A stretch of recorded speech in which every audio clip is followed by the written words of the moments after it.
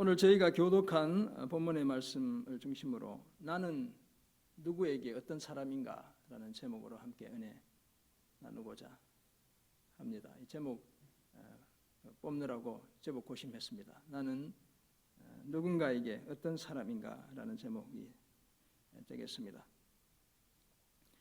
지난 12월 이틀 전이 12월이었잖아요. 그 12월 중순에 한 제자 목사님으로부터 카톡과 함께 영상 하나를 전달받았습니다. 그 영상의 제목은 이런 것이었습니다. 주변 편의점, 도시락 다 썩게 만드는 봉사하는 식당이라는 제목이었어요. 편의점 하시는 성도님 계시면 대단히 죄송합니다. 그 영상의 제목이 그렇다는 겁니다. 제가 사랑하는 제자 목사님과 그 교회 성도님들이 운영하는 식당을 소개하는 그런 영상이었습니다. S는 제자 목사님과 사모님이 안쓰러워. 그 사진이 먼저 나와야 돼요. 작년 저렇게 11월 제가 안식월 마지막 날 교회 복귀하기 직전 날 저 식당을 찾아갔습니다. 저렇게 사진을 찍었죠. 여러분 보시면 가까이 있는 분은 사모님, 다 저희 제자들입니다. 그 남편 되는 두툼한 분이 목사님, 젊은 목사님이 되겠습니다. 3년 전 저분이 서울 연남동에 교회를 개척했습니다. 그리고 복음을 삶으로 실천하는 방법들을 늘 고민해 왔죠. 그래서 저한테 늘 식당을 하고 싶다고 끊임없이 이야기를 했어요. 그리고 그 일환으로 드디어 지난 가을 연남동 뒷골목에 그 뒷골목 반지하에 식당을 오픈하게 되었습니다. 저 사진이 이제 반지하 식당 들어가는 입구에 붙어 있는 그런 사진이거든요. 그 식당의 이름이 저렇게 되어 있습니다. 제가 찍었는데 무슨 식당입니까? 삼천식당이라고 이렇게 되어 있죠. 독특하죠. 삼천식당입니다.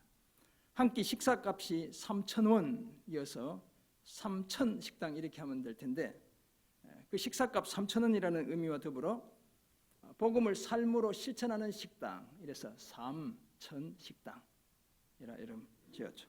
그 식당의 메뉴는 뭡니까? 제육볶음인데 뭐라고 되어 있어요? 기억이 하나 빠졌죠? 그거 보이십니까? 제육볶음입니다. 제육볶음. 그 메뉴가 제육볶음을 제육볶음이다 이렇게 해놓고 있죠. 그때 제가 갔을 때는 단일 메뉴였는데 요즘은 3,000원짜리 짜장밥도 같이 제공한다고 이렇게 얘기 들었습니다. 저 식당에 한 개인 유튜버가 방문해서 식사를 했습니다. 그리고 방문 후기를 이분이 영상으로 올리게 되었고 그것을 제자 목사님이 저에게 전송해 주었던 것이죠. 그 영상을 보면 소개하고 있지만 교회가 매달 임대료 100만 원을 후원하고 저 전체 임대료가 170만 원인가 제가 그렇게 들었던 것 같아요. 그러니까 3,000원 받아가지고는 뭐 재료값하고 남는 게 없죠. 우리 그 식당 하시는 분들 아시겠지만 교회가 그래서 100만 원 후원해주고 그다음에 성도들 모두가 다 자원봉사자입니다. 주방이고 홀이고 일하는 분들은 100% 돈 한 푼 안 받는 자원봉사자들로 식당을 운영하고 있죠. 싼 가격에 밥을 먹은 손님들이 추가로 식권을 구매해서 거기 보면 이렇게 도네이션 함이 준비되어 있더라고요. 거기다가 이제 3,000원 자기 돈 내고 먹고 마음이 동하면 3,000원짜리 기부 그 쿠폰을 사서 거기 넣으면 그걸 모아서 구청에 전달하고 구청은 그 주변 어려운 분들에게 그 쿠폰을 전달해서 언제든지 와서 밥을 먹을 수 있도록 그렇게 시스템이 되어 있어요. 그런 내용을 이 영상이 소개했습니다. 그 영상을 찍은 유튜버도 그날 식사를 한 다음 식권을 이분이 100개를 구입하더라고요. 30만 원어치를 구입해서 그 도네이션 함에 넣고 가는 모습이 영상에 담겨 있기도 합니다. 그 영상에 교회와 이 유튜버를 칭찬하는 댓글이 제가 어제 저녁에 확인해 보았더니 약 1,300개가 달렸습니다. 그중 한 사람이 올린 댓글이 이러했습니다. 전 사실 교회 분들을 좋아하진 않았는데 제 생각이 전부가 아니구나 걸 또 느끼는 시간이었네요. 제가 그대로 가지고 왔어요. 가볍게 시청하다 경건해지는 영상이네요. 잘 보고 갑니다. 이렇게 해서 땡땡 이렇게 찍어놨더라고요. 그 영상을 보고 제가 좋은 교회, 좋은 목사님, 좋은 사모님이 있어서 큰 자부심을 느낍니다 라고 메시지를 전했더니 이렇게 답장이 왔어요. 네 목사님, 처음 사주신 해물찜부터 셀 수 없는 사랑을 받아서 조금이나마 나누며 살아갈 수 있게 되었습니다. 늘 감사합니다, 목사님. 저한테 온 답장이었어요. 이 목사님이 청년 시절 방황할 때, 교회를 떠나 신앙을 떠나 방황할 때 권사님이신 어머님의 부탁을 제가 받았습니다. 우리 아들 한번 만나서 밥 한번 사달라고, 한 번만 만나달라고 이렇게 얘기하셨어요. 그래서 제가 그 어머니의 부탁을 받고 이 아들을 만나 해물찜을 사주게 되었습니다. 그리고 그 해물찜 사주면서 맛있게 먹기만 했지 뭐 교회 가자, 뭐 신앙생활 다시 해라 이런 얘기 전혀 하지 않았어요. 근데 저의 그 모습이 이 친구에게 감동이 되었어요. 전도사라는 사람이 왔는데 교회 가자는 소리를 안 하는구나. 별 희한한 사람 다 있네. 그래서 그때로부터 시간이 지나 우리가 전도 축제할 때 동생이 데리고 왔어요, 이 오빠를. 그리고 그때부터 예수 믿고 저랑 단기 선교 다니고, 제가 미국 가서 공부할 때 저를 따라 미국 와서 유학도 하고, 제가 개척한 교회에 함께 동역하고, 그리고 한국 돌아와 본인이 개척해서 지금 그렇게 교회를 섬기고, 이제 식당을 열어서 이웃을 섬기는 그런 모습 보여주고 있죠. 그것 한 번이 인연이 되어 오늘까지도 서로 위해 기도해주는 그런 관계를 이어가고 있습니다. 새해를 시작하는 첫 주에 우리는 누군가에게 어떤 사람으로 기억되고 있는지 우리 자신을 돌아보길 원합니다. 그래서 어제도 그 사모님한테 전화가 왔어요. 목사님 새해 복 많이 받으세요. 이런저런 얘기했더니 너무 많이 얘기하시면 눈물 날까 봐 힘드니까 그만 얘기할게요. 이러고 힘든 거예요. 이게 식당 하면서 교회 목회하면서 쉽지 않죠. 네. 혹시 누군가에게 지금까지 참 많은 아픔을 안겨주며 살아오지는 않았습니까? 유무형의 빚을 지기만 했지 전혀 갚지 못한 채 그렇게 살고 있진 않습니까? 누군가를 선택적으로 사랑했고, 그래서 지금 나도 선택적으로 사랑받고 있다는 생각에 혹시 가슴이 무척 허하진 않습니까? 설상가상으로 혹시 누군가에게 기억하거나 만나고 싶은 사람이 아니라 잊어버리거나 피하고 싶은 사람으로 남아있진 않습니까? 이런 우리를 향해 오늘 본문 빌레몬서 1장 4절에서 7절은 내가 누군가에게 어떤 사람이 되어야 하는지를 말씀해 주고 있습니다. 특별히 믿음의 형제 자매들의 그 뇌리와 가슴에 내가 어떤 사람으로 각인되어야 하는지를 말씀하고 있는 것이죠. 그것은 다름 아니라 하나님께 드리는 감사의 이유가 되는 사람이 되어야 합니다. 보다 구체적으로는 기도할 때 늘 생각나고, 그 사람이 가진 사랑과 믿음 때문에 늘 도전받고, 그 사람이 주는 기쁨과 위로로 인해 하나님께 늘 감사하게 되는 바로 그런 사람이 되어야 한다고 오늘 본문이 말씀하고 있습니다. 이런 내용을 담고 있는 오늘 본문을 통해 하나님께 드리는 감사의 이유가 되기 위해 우리가 서로에게 어떤 사람이 되어야 하는지를 함께 생각해 보려고 하는데요. 먼저 기도할 때 기억나는 사람이 되어야 합니다. 둘째는 사랑과 믿음의 사람이 되어야 합니다. 셋째는 기쁨과 위로를 주는 그런 사람이 되어야 합니다. 이 세 가지를 한번 본문을 따라 생각해 보겠습니다. 빌레몬서, 오늘 본문이 포함된 빌레몬서는 신약 성경에 바울 서신이 12권이 포함되어 있다 이렇게 이야기하거든요. 그 중에 지극히 개인적인 부탁이 담겨 있는 바로 그런 내용을 담고 있는 서신이다 이렇게 보시면 됩니다. 발신자는 바울과 디모데이고요. 빌레몬서 1장 1절을 보면 그렇게 되어 있거든요. 그리스도 예수를 위하여 갇힌 자 된 바울과 및 형제 디모데는, 그러니까 두 사람이 편지를 같이 쓰고 있다 이렇게 보시면 돼요. 수신자, 수신인은 빌레몬, 1절에 보면 빌레몬, 2절 보면 자매 아비아, 아키포, 그 다음에 빌레몬의 집에 있는 교회라고 이렇게 기록되어져 있어요. 이 빌레몬서는 에베소서, 빌립보서, 골로새서와 더불어 사도 바울이 감옥에 갇혀 있을 때 써보낸 편지죠. 그래서 흔히 옥중서신이다 이렇게 말합니다. 바울은 특별히 옥에 갇힌 중에 낳은 믿음의 아들 오네시모를 위해 이 편지를 쓰게 되었습니다. 오네시모라는 사람은 골로새서에서도 그 이름이 언급되기도 하는데요.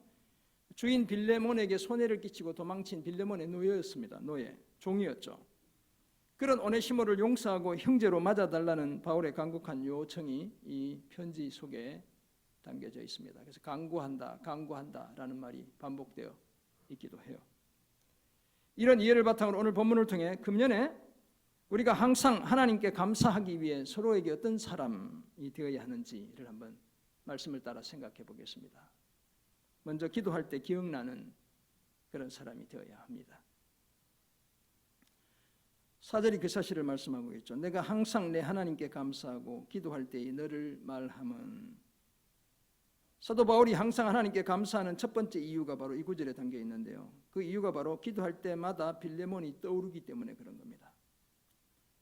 눈을 감고 기도할 때마다 빌레몬이라는 사람이 자기의 기억 속에 계속 떠오르는 거예요. 우리 성경은 기도할 때에 너를 말한다 이렇게 되어 있죠. 기도할 때에 너를 말함은 너를 말한다는 겁니다 라고 번역하고 있지만, 이 말하다는 말의 헬라어 단어가 머네이아라는 단어가 사용되고 있는데, 이것은 remembrance입니다. 기억하다, remember하다는 바로 그 의미예요. 그럼 기도할 때마다 너를 기억한다. 그래서 내가 하나님께 감사한다. 이렇게 볼 수 있죠. 그래서 우리 그 영어 성경 중에 영어가 되어 있는 같이 있는 성경들 있잖아요. 한영 합본으로 된 그 NIV 영어 성경을 보면 제가 번역을 해보았습니다. 이렇게 기록되어 있어요. 내가 기도할 때마다 너를 기억하기에 항상 내 하나님께 감사한다. 영어로 된 성경 여러분 한번 보시면 그렇게 기록되어 있어요. 내가 기도할 때마다 내 기도 중에 너를 기억하기 때문에 내가 항상 하나님께 감사한다. 이렇게 적혀 있어요. 이처럼 빌레몬은 바울이 기도할 때마다 늘 기억나는 사람이었습니다. 그래서 그 이름을 불러가며 기도했고요.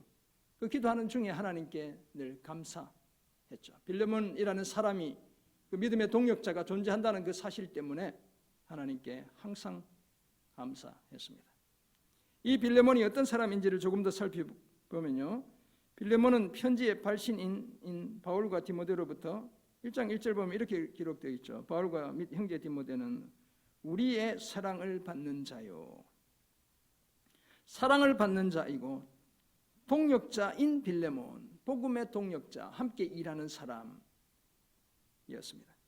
거기에다 2절을 보면 자신의 집을 교회로까지 제공했던 그런 인물이기도 하죠. 그래서 편지의 수신인이 빌레몬, 당연히 빌레몬서니까 빌레몬, 그 다음에 자매 아삐아라고 된 이 자매는 빌레몬의 아마 아내였을 것이다. 아삐아가 이렇게 얘기합니다. 그 다음에 함께 군사된 아키포, 그리고 뭐라고 되어 있어요? 빌레몬의 집에 있는 교회에 편지하노니, 이렇게 되어 있죠. 네 집에 있는 교회에 편지한다는 거잖아요. 그럼 누구 집에 지금 교회가 있는 거예요? 빌레몬의 집에 교회가 있는 겁니다. 학자들은 그 교회가 이 빌레몬서는 골로새서와 함께 보내진 편지라고 보거든요. 골로새 교회가 바로 빌레몬의 집에 있을 것이다. 이렇게 보는 거예요. 자기 집을 교회로 제공했던 바로 그런 인물이죠. 여러분, 그게 쉬운 게 아닙니다. 저도 미국에 있을 때 집을 사서 교회로 섰다고 그렇게 말씀드렸죠. 뭐 아래 위층 120평이니까 엄청 큰 집이잖아요. 집의 실평수만, 땅 빼고 건물만 아래 위층으로 120평이니까 온 공간에 애들이 주일날 되면 다 다녀요. 다 안방 뭐 건넌방 없습니다. 자녀들 방 없고, 네, 뭐 미디어룸, 뭐 게임룸, 뭐 온 데를 다 차지하고 다니죠. 그러니까 프라이버시를 중요시하는 사람들에게는 엄청 힘든 거예요. 뿐만 아니라 성도들도 힘들어하더라고요. 이게 한 40-50명 되니까 이게 이제 뭐 집이 남아나지 않잖아요. 그러니까 성도님들도 오시는 걸 힘들어해요. 그래서 결국 밖으로 나가서 이제 교회를 계속하게 되었는데, 아무튼 자기 집을 교회로 제공하는 게 결코 쉬운 일이 아니죠. 그런데 빌레몬이 바로 그런 일을 했다는 거예요. 거기에다 빌레몬은 사랑과 믿음의 사람이었습니다. 성도들의 마음에 생기가 돌게 하고 그의 진실한 사랑은 사도 바울에게도 큰 기쁨과 위로를 안겨주었습니다. 이런 사람이었기에 바울은 빌레몬이 도망친 노예였던 오네시모를 종으로 대하지 않고 사랑받는 형제로 대해줄 것을 간곡히 부탁할 수 있었습니다. 그 당시 뭐 그런 노예는 채찍질하고 린치를 가하고 이렇게 해야 되는 상황이잖아요. 그런데 사랑받는 형제로 대해줄 것을 부탁할 수 있었죠. 빌레몬이 자신의 부탁을 들어줄 것을 확신한 것을 넘어 그 이상으로 행할 사람임을 믿었습니다. 그래서 기도할 때마다 이런 빌레몬을 기억하고 그 이름을 아뢰며 항상 하나님께 감사했던 것이죠. 사랑하는 성도 여러분, 바울과 빌레몬의 관계처럼 우리도 기도할 때마다 그 이름이 떠오르며 그 사람 때문에 하나님께 항상 감사하는 그런 사람이 되어야 합니다. 그 이름을 기억하고 이름을 부르며 기도할 때마다 하나님께 감사할 수밖에 없는 그런 사람이 되어야 하는 것이죠.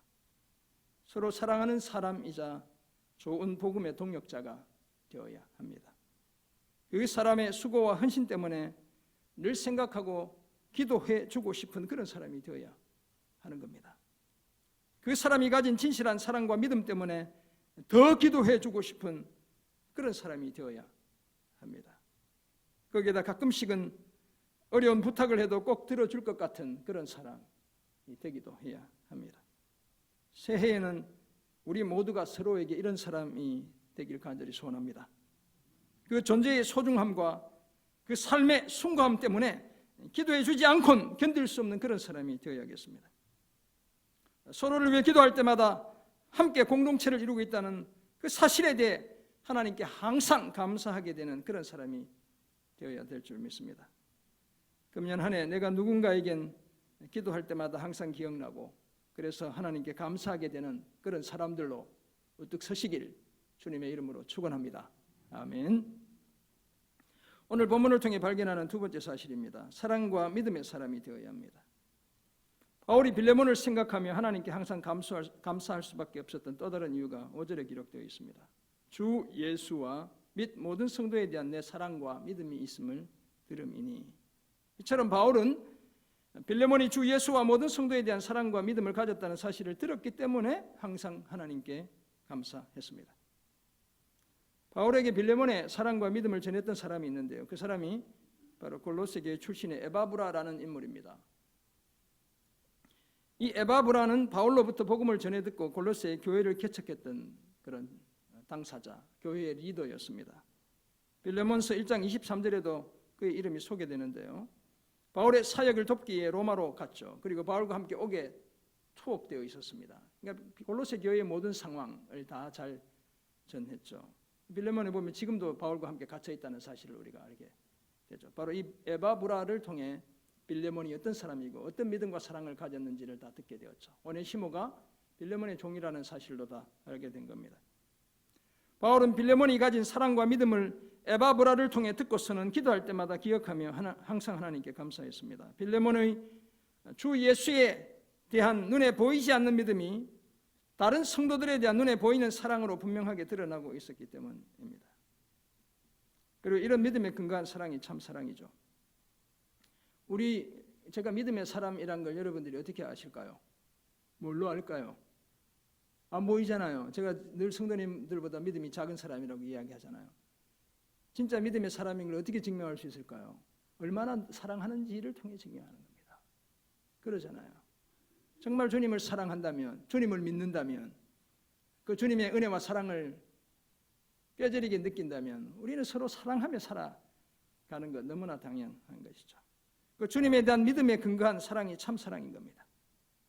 더구나 주 예수를 믿는 성도들이 서로 사랑하는 것, 이것은 선택사항이 아니죠. 의무입니다. 필수입니다.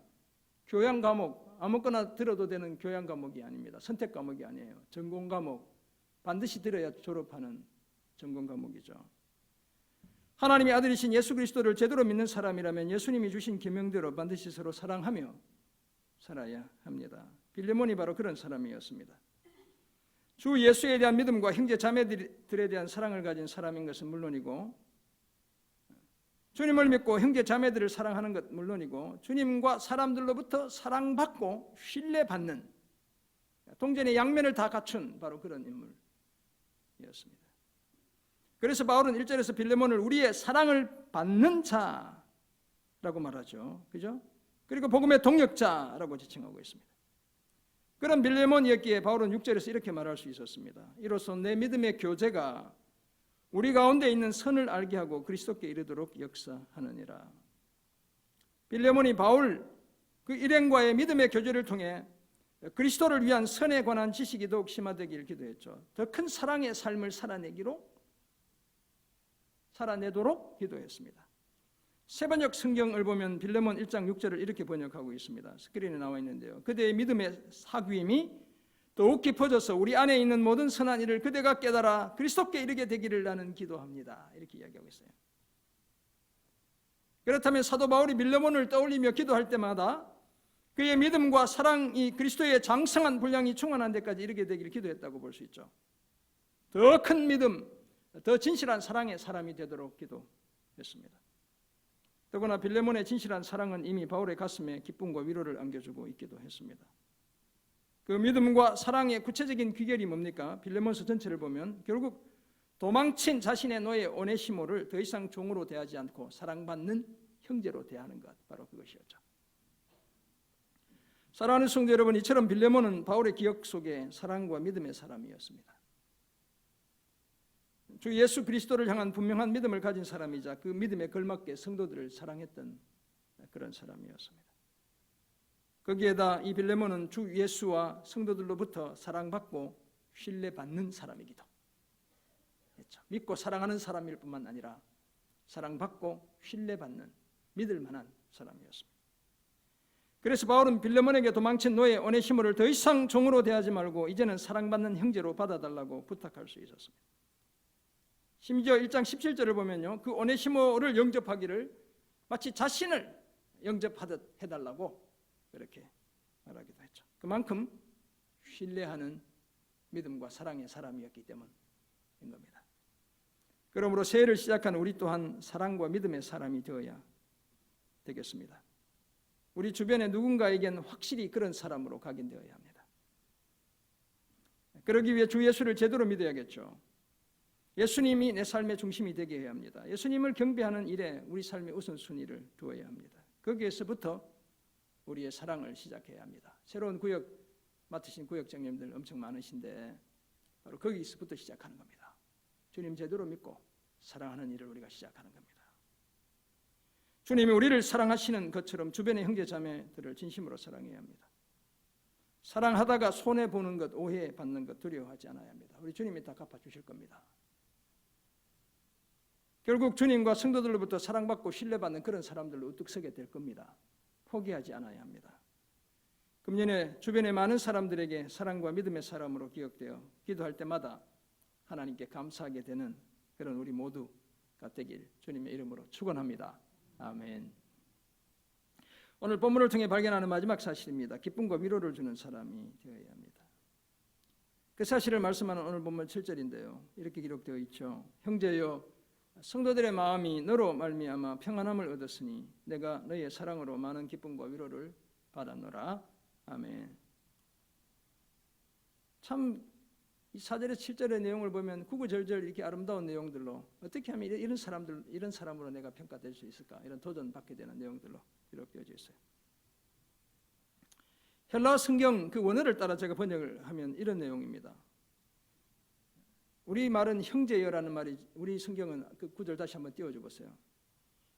형제여라는 말이 앞에 나와 있죠. 헬라 성경은 아델포스라는 명사형인데 이제 혹격 부를 때 이제 아델페 형제여 이렇게 부르는 겁니다. 그게 끝에 나와 있어요. 맨 끝에. 그래서 그 순서를 따라 제가 한번 번역해 보면 이런 겁니다. 나는 너의 사랑으로 인해 큰 기쁨과 위로를 받았고, 우리 성경은 뒤에 나와 있잖아요. 헬라 성경은 앞에 나와 있어요. 나는 너의 사랑으로 인해 큰 기쁨과 위로를 받았고 성도들의 마음은 너로 인해 평안함을 얻게 되었노라. 형제여 이렇게 얘기하고 있어요. 바울은 형제여라는 말을 문장의 맨 끝부분에 위치시키며 힘주어 빌레몬을 형제라고 부르고 있죠. 뒤에 한 번 더 형제라고 또 부르고 있어요. 그리고 이 7절은 바울이 빌레몬을 생각하며 기도하고 항상 하나님께 감사하는 또 다른 이유가 되기도 했던 겁니다. 이 7절의 내용을 보면 바울은 주 예수와 성도들에 대한 빌레몬의 진실한 사랑을 떠올리기만 해도 많은 기쁨과 위로를 받았습니다. 거기에다 빌레몬의 믿음의 교제와 진실한 사랑은 성도들의 마음까지 뭘 얻게 했대요? 평안함을 얻게 했다는 겁니다. 이 평안함을 얻게 하다, 이 아나파우오라는 단어인데요. 이거는 영어로 하면 refresh라는 단어입니다. 마음을 새롭게, 마음에 생기가 돌게 하는. 빌레몬의 사랑과 믿음이 성도들의 마음에 생기가 돌게 했다는 거예요. 진정한 쉼, 분주했던 성도들의 마음이 정리되고 쉼을 누리게 했다는 뜻이기도 합니다.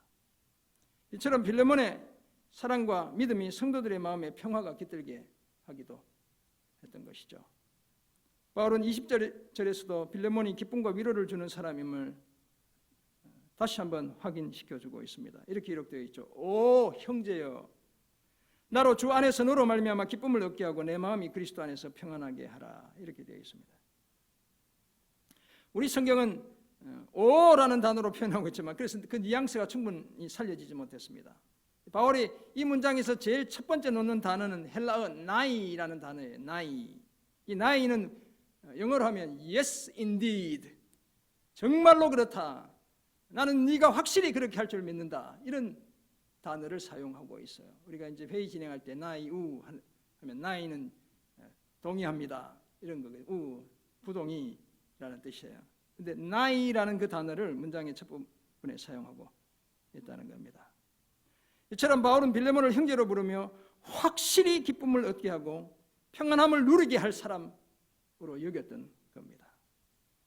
빌레몬 때문에 주 안에서 기쁨을 얻게 될 것을 확신했죠. 여기서 기쁨을 얻는다는 것도 단지 마음이 기쁜 것을 넘어 구체적인 어떤 유익을, 이익을, 프로핏을 내게 될 것을 기대하는 기쁨, 바로 그런 기쁨을 이야기해요.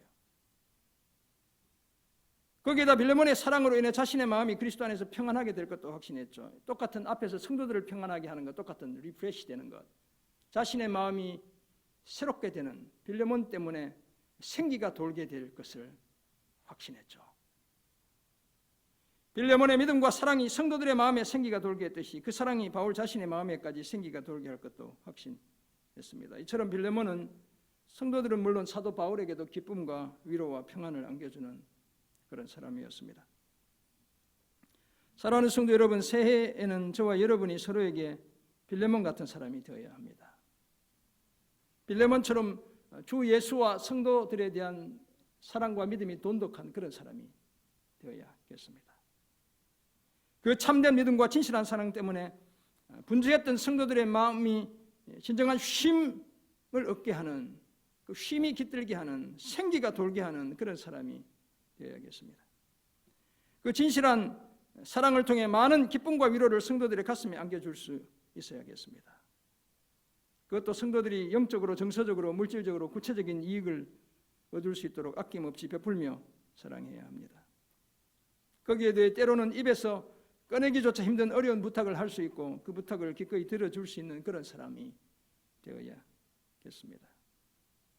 욕심 없는 순수한 사랑을 통해 우리 주 예수 그리스도에 대한 우리의 믿음이 진짜라는 사실을 보여줄 수 있어야 합니다. 그래서 우리 모두가 서로에게 말로 다 할 수 없는 기쁨과 위로, 평안을 안겨주는 그런 사람이 되어야 합니다. 이런 복된 삶을 힘써 서로가 서로에게 기쁨과 위로를 주는 사람이 되고, 그래서 항상 하나님께 감사하는 우리 모두가 되기를 주님의 이름으로 축원합니다. 아멘. 그저 찬바람이 쌩쌩 도는 쌩 까는 그런 사람들 말고요, 보기만 해도 그저 기쁘고 위로가 되는, 그 사람이 나와 함께 믿음의 길을 걷고 있다는 그 사실 때문에 한없는 마음에 힘이 되는 그런 사람이 되어야겠습니다. 그렇다면 항상 하나님께 감사하기 위해 기도할 때 기억나는 사람이 되고, 사랑과 믿음의 사람이 되고, 기쁨과 위로를 주는 사람이 되어야 한다는 사실을 알게 된 우리는 이제 어떤 삶을 힘써야 되겠습니까? 두 가지를 말씀드립니다. 사랑하는 믿음의 사람이 되어야 합니다. 둘째는 사랑받는 믿음의 사람이 되어야 한다고 제가 말씀드릴 겁니다. 우리는 모두 하나님 우리 아버지와 아들 우리 주 예수 그리스도에 대한 믿음으로 하나 된 사람들입니다. 그래서 이 믿음은 우리가 누구이며 누구에게 속했는지를 나타내는 표지입니다. 마크죠, 마크. 우리가 달고 다니는, 이마에 붙이고 다니는 표지입니다. 이 믿음으로 인해 우리가 하나님의 자녀가 되었습니다. 그리스도의 제자가 되었죠. 주님의 몸된 이 교회의 지체가 되었습니다. 이런 우리가 힘써야 할 삶이 바로 사랑하며 사는 겁니다. 이제 우리는 마음을 다하고 목숨을 다하고 뜻을 다하여 심지어 힘을 다해 우리 주 하나님을 사랑해야 합니다. 뿐만 아니라 우리 이웃을 우리 자신같이, 우리 몸같이 사랑해야 합니다. 주님이 정리해 주셨잖아요. 선지자와 율법의 대강령, 두 가지 큰 줄기가 되는 모든 계명이 걸려있는 그 두 개의 계명이 뭐냐? 하나님 사랑, 이웃 사랑이다. 주님이 이렇게 말씀하셨죠. 이 사랑의 계명은 예수님이 주신 겁니다. 따라서 주 예수의 이름을 믿는 우리가 반드시 지켜야 할 계명입니다. 이 사랑은 결코 자기 중심적인 사랑이 아니죠. 내 방식대로 하는 무례한 사랑이 아닙니다. 그래서 아주 이기적인 사랑의 가면을 쓰고 있을 뿐이죠. 나 이기심을 충족시키는 겁니다. 내 방식대로의 사랑을 고집한다면 상대방의 필요를 따라 사랑하는 것, 그것이 진짜 사랑인 겁니다. 성도들의 가슴에 진정한 기쁨과 위로를 주며 그 마음에 생기가 돌게 하는 그런 사랑이 진짜 사랑이죠. 이런 진실한 사랑을 하는 믿음의 사람들 되시기를 주님의 이름으로 부탁드립니다. 아멘. 두 번째 적용점, 사랑받는 믿음의 사람이 되어야겠습니다. 어떤 의미에서 예수 믿는 우리는 다 사랑을 먹고 사는 사람들입니다. 저는 제 인생 자체가 그렇다고 늘 고백해요.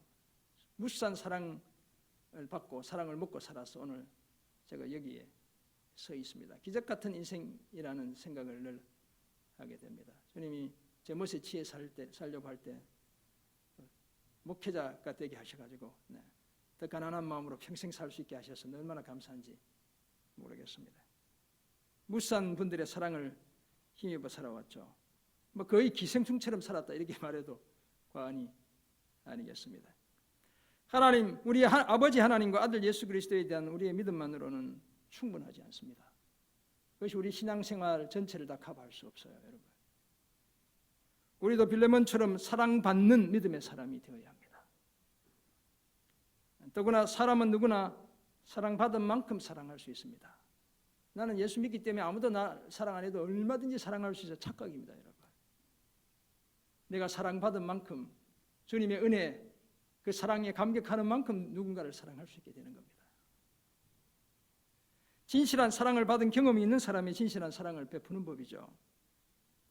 그렇다면 저와 여러분이 하나님이나 사람들로부터도 가장 사랑받는 존재가 되어야겠습니다. 그래야 우리도 더 크고 더 진실하게 사랑할 수 있습니다. 그러기 위해 어떻게 해야 할까요? 저는 그렇게 생각합니다. 겸손해야 합니다. 우리 자신의 약함을 확실히 주님 앞에 인정해야 합니다. 괜히 괜찮은 척, 안 아픈 척, 안 슬픈 척 해야 될 이유가 뭐 있습니까? 주님 앞에. 잘난 척 해야 될 이유가 전혀 없죠. 강한 척 해야 될 이유가 어디 있습니까? 우리 하나님 앞에. 자신의 그 약함을 확실히 인정하면서도 믿음에서는 흔들리지 않아야 되는 겁니다. 그것이 진정한 겸손이죠. 뿐만 아니라 마땅히 있어야 할 그곳에 충분히 머물러 있어야 합니다. 잠시 해보다가 아니면 아닌가 봐 하고 딴 거 하다가 그러지 말고 특별히 교회에 섬기면서 잠시 섬기다가 힘들어 아닌가 봐. 그러면 그 속에 부어지는 은혜를 어떻게 경험할 수 있을까요? 주님이 주실 사랑의 기회를 놓쳐버리는 겁니다, 여러분. 내가 마땅히 있어야 할 그곳에 충분히 머물러 있어야 될 줄 믿습니다. 내가 해야 할 일 끝까지 기쁨으로 감당해야 합니다. 그렇게 몸부림치는 우리 위에 하나님의 사랑이 부어지는 겁니다, 여러분. 때로는 다소 버거워도 각자에게 주어진 직분에 충성 다하는 것, 그것이 사랑받는 사람들의 마땅한 삶의 자세이죠. 사랑받는 믿음의 사람이 되어 더욱 사랑하는 믿음의 사람으로 우뚝 서게 되는 그런 저와 여러분 모두가 되시기를 주님의 이름으로 축원합니다. 아멘. 시각장애인 가수 이용복이라는 분이 계시죠. 저분이 연세가 많으시더라고요. 52년생이시니까 지금 연세가 얼마 된 겁니까? 금년에 71살 우리 나이로 이렇게 되신 거죠. 그분의 노래 중에 그 얼굴의 햇살을이라는 노래가 있습니다. 여러분 거룩하게 사셔서 잘 모르시겠지만 저는 잘 아는 곡. 설교하는 중에 저 곡이 떠올랐어요. 제가 마지막 마무리 어떤 예화로 저길로 마무리할까 하는데 저 음악이 저 가사가 사실 떠올랐죠. 가사가 이렇습니다. 눈을 감으면 저 멀리서 다가오는 다정한 그림자. 여러분 한번 눈을 한번 감아보세요. 누가 다가오는지. 주님이 다가와야 되는데. 네. 눈을 감으면 저 멀리서 다가오는 다정한 그림자. 옛 얘기도 잊었다 하자. 약속의 말씀도 잊었다 하자. 노래가 이렇죠. 그러나 눈 감으면 잊지 못할 그 사람을 저 멀리서 무지개 타고 오네. 여러분들 잘 모르죠? 타락한 목사는 잘 압니다. 네. 눈을 감으면 저 멀리서 다가오는 다정한 그림자. 옛 얘기도 잊었다 하자. 약속의 말씀도 잊었다 하자. 그러나 눈 감으면 잊지 못할 그 사람은 저 멀리서 무지개 타고 오네. 너무 시적이지 않아요? 네. 유행가의 가사들이 건전하고 시적인 이런 가사들이 많았으면 정말 좋겠어요. 함께 나누었던 얘기, 함께 했던 약속이 먼 옛날의 일처럼 까마득한데 눈만 감으면 저 멀리서 다가오는 다정한 그림자가 있대요. 여러분.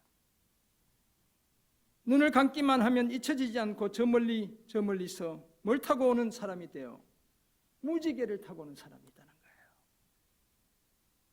소중한 추억으로 인해 도저히 잊을 수 없는 사람. 그래서 아직도 자신에게 그 사람의 얘기와 그 사람의 약속이 남아있다라고 노래하고 있는 겁니다. 저도 이런 시를 쓸 수 있으면 좋겠어요. 목회 은퇴하고 나서. 그래서 제가 글쓰기 책들을 읽고 있어요. 어떻게 하면 글 잘 쓸까? 사랑하는 성도 여러분, 오늘 저와 여러분이 우리 주 예수 안에서 이런 소중한 사람이 되어야 합니다. 도저히 잊을 수 없는, 아무리 멀리 있어도 무지개를 타고 오는 그런 사람이 되어야 하는 겁니다. 네. 물론 결혼한 남자 성도나 여자 성도가 배우자 외에 이런 사람이 곁에 들어 있어야 한다는 그런 말 아닙니다. 착각하면 안 돼요. 남자친구, 여자친구 하나 있어도 괜찮구나. 오늘 목사님이 이런 얘기하는구나. 제 설교를 완전히 잘못 읽은 겁니다. 그런 사람 계시면 빨리 정리해야 됩니다. 주님이 혼내시기 전에 빨리 정리해야 되는 거예요, 여러분. 네. 오해나 착각은 절대 금물입니다. 눈을 감고 기도하기만 하면 그 이름이 저절로 떠오르는 사람, 진실한 사랑과 참된 믿음을 가진 사람, 모두에게 기쁨과 위로를 주는 그런 사람이 되어야 하는 겁니다. 그래서 하나님께 그 사람 생각하기만 해도 항상 하나님께 감사할 수밖에 없는 그런 사람이 되어야 합니다. 그러기에 우리는 사랑하는 믿음의 사람이 되고 사랑받는 믿음의 사람이 되어야겠습니다. 2022년 서로가 서로에게 이런 사람들로 우뚝 서는 저와 여러분 모두가 되시기를 주님의 이름으로 축원합니다. 아멘. 기도하겠습니다. 하나님 아버지, 은혜의 말씀 거룩한 부담으로 가슴에 담습니다. 기도 속에 기억되는 사람, 참 사랑과 믿음의 사람, 기쁨과 위로를 주는 사람, 그 사람 생각만 해도 하나님께 감사하게 되는 그런 아름다운 사람들로 우뚝 서는 저희 모두 되게 도와 주옵소서. 감사드리며 예수님의 이름으로 기도드립니다. 아멘.